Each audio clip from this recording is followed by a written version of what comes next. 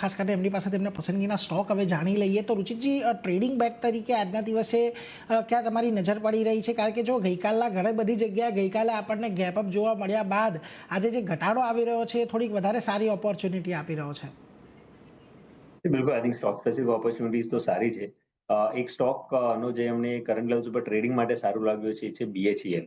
Overall no I think ઘણા બધા PSU સ્ટોક્સમાં આજે મોમેન્ટમ ફરીથી રિઝ્યુમ થઈ રહ્યું છે. BHEL લગભગ એકથી દોઢ મહિનાનું કન્સોલિડેશન ફેઝ હતું, જ્યાં 270 એક રેઝિસ્ટન્સ એક્ટ કરી રહ્યું છે. આજે 270 ના રેઝિસ્ટન્સમાં ઉપરથી સ્ટોકે બ્રેકઆઉટ આપ્યું છે.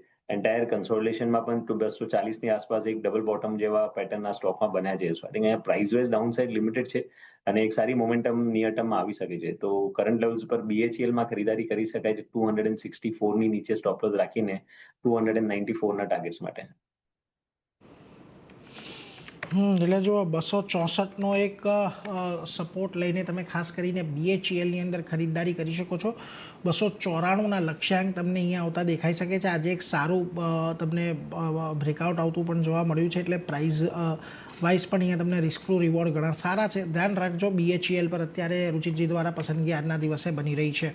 વેલ, આગળ